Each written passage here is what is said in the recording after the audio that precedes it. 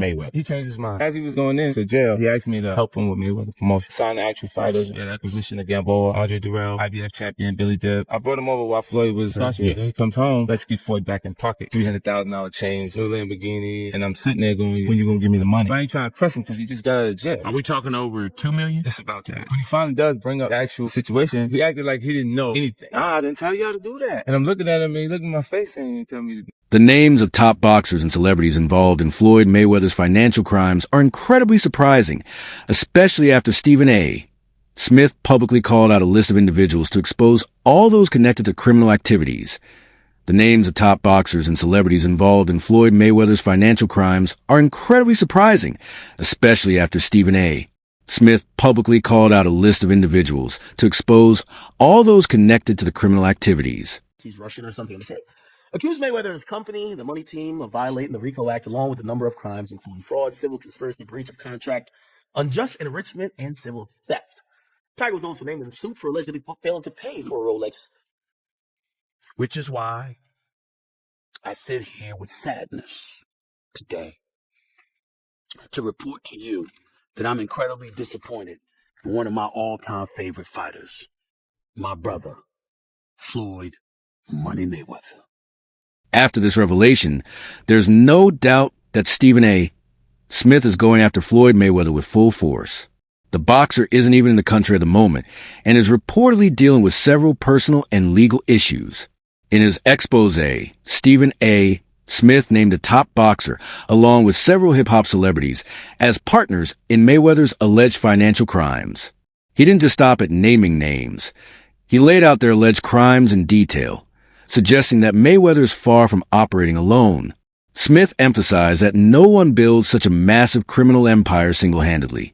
He specifically mentioned that Floyd is deeply tied to Diddy, a connection that many had never heard of before.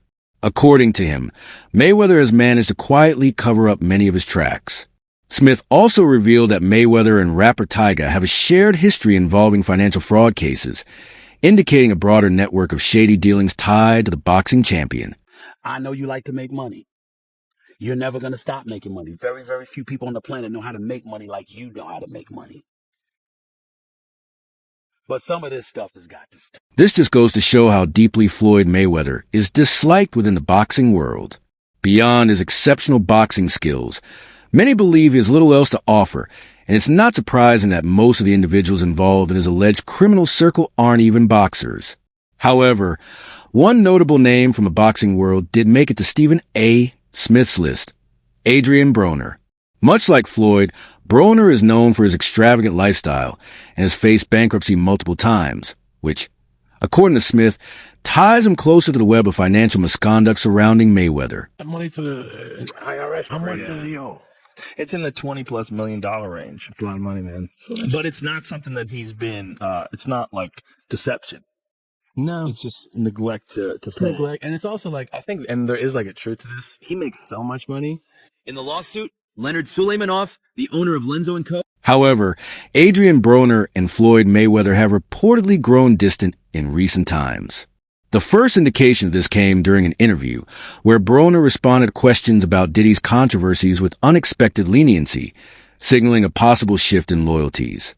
Adding fuel to the fire, new evidence uncovered by CNN showed Mayweather present at several of Diddy's infamous private parties, where he was allegedly involved in substance abuse and other questionable activities. Although Mayweather's name was not listed in Rodney Jones's original lawsuit against Diddy, the evidence revealed his presence and involvement, casting him in the same light as the named defendants.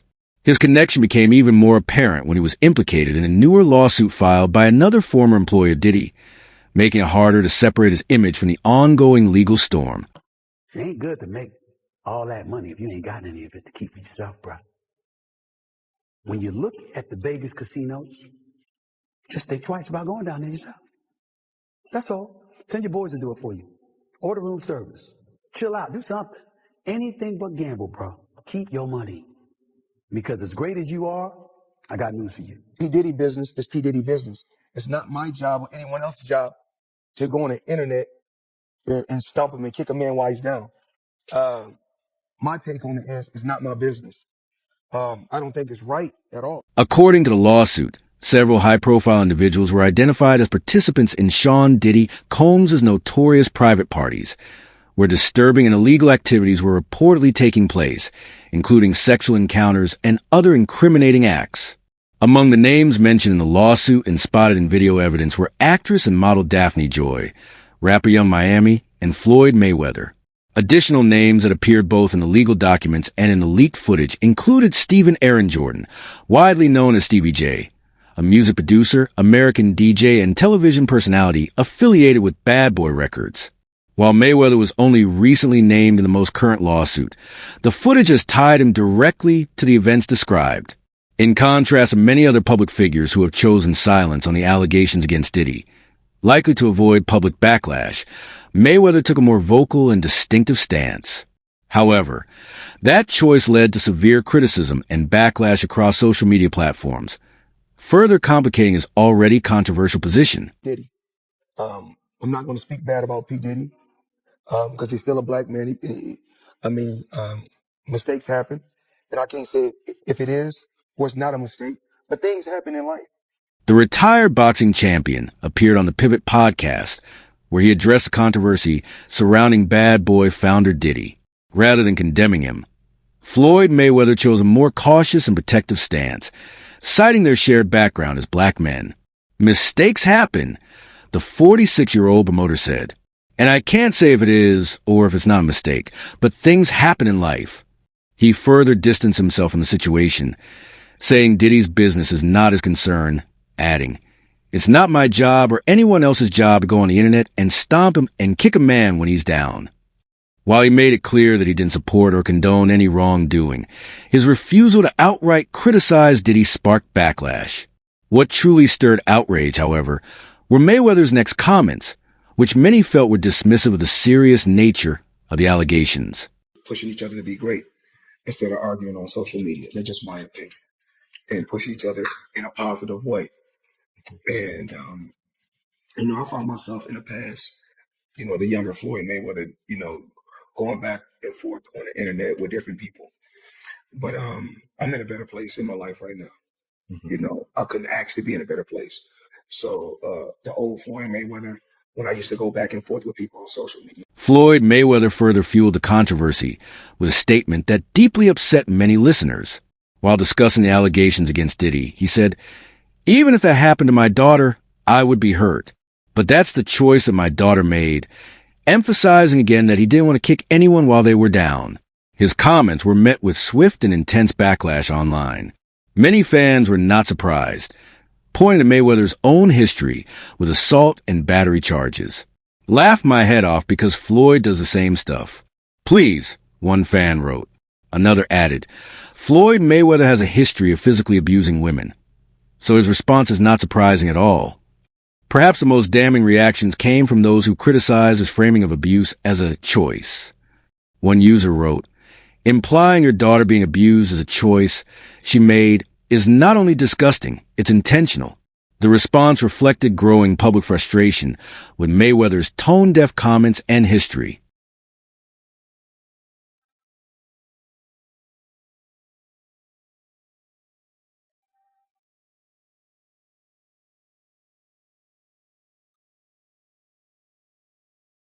These are not even normal NBA players. These are like, dudes who were like Really got some money. really got real money. Got one guy for 1.5, another guy for 5, man. With fake dice, bro. That's crazy. At what point don't you notice the dice are rigged? I never ever shot dice in my life. Like me, I'm not a gambler. Breaking. One fan sarcastically remarked, "A guy who's a perpetrator of several crimes won't comment on another criminal. Respect." Followed by a clown emoji, capturing the sentiment many felt after Floyd Mayweather's refusal to condemn Diddy. As it turns out, that silence may have had a deeper reason. Reports suggest that Mayweather himself was an accomplice in Diddy's alleged crimes, although he wasn't originally named in the earlier lawsuits. His connection to other controversial figures also continues to surface. According to Miami New Times, Mayweather and rap star Tyga are now both named in a $4 million RICO lawsuit filed by Miami UGLIER, further complicating the narrative surrounding Mayweather's recent public stance and ongoing legal troubles. Actually, he's from Washington, D.C. Okay. And he left a six-figure paying job just to get with me in the beginning. This is at the beginning of my career. Yeah. Okay. Yeah. This 25 years ago. He left a great paying job, had a master's degree, six-figure paying job. He left it all in D.C., came. I guess he's seen the same thing that I've seen. He's seen the dream, and he believed. In the lawsuit, Leonard Suleimanoff, the owner of Lenzo and Kakro, accused Floyd Mayweather, Tyga, and others of owing a substantial amount for luxury watches and diamond jewelry purchased in 2021. Filed in a Miami federal court, the case alleged multiple violations under the Racketeer Influenced and Corrupt Organizations (RICO) Act, alongside claims of fraud, civil conspiracy, breach of contract, unjust enrichment, and civil theft. According to the documents, Tyga allegedly failed to pay for a Rolex watch, and the defendants as a whole were accused of engaging in predatory, improper, fraudulent, and unscrupulous practices.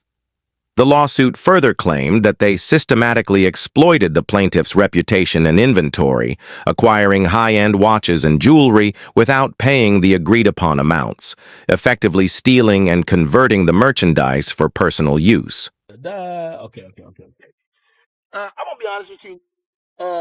I feel bad for no jewelers unless the story is like you're getting scammed on some what do you call it again? Some Sean Kingston shit. This is the game that jewelers play. And by the way, I'm kind of done buying jewelry, but this is how half of these niggas, and I'm not speaking to these really wealthy guys, or really just Floyd, he's really wealthy. There probably came a point when authorities told Floyd Mayweather, "Hey, it's time to pay your taxes," to which he responded, "All right, here's a check for $25 million. While that's an enormous sum, the response he reportedly got was, "That's true, but you owe 50 more, leaving him stunned and protesting, "That can't be right. I've already given you $25 million. This story reflects the kind of extravagant financial dealings Mayweather is known for. He has reportedly bought over 100 luxury cars from the same dealer. In a more serious development during a series of meetings allegedly arranged by his agent, Jonah Rechnitz, Miami jeweler Leonard Suleimanoff claims to have sold Mayweather several high-end items: a yellow gold Audemars Piguet watch, 2 Richard Mille watches, a Patek Philippe watch, a rose gold Rolex Presidential Day Date, a diamond ring, and a diamond necklace.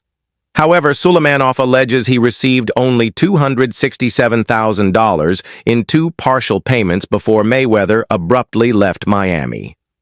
To make matters more suspicious, Mayweather's entourage reportedly demanded the jeweler's phone during the meetings to maintain secrecy. Despite this, Suleimanoff claims he was able to discreetly document the transactions using a secondary phone, capturing photos of both the luxury items and the cash payments. Shortly after leaving Miami, Mayweather was seen wearing the very same diamond ring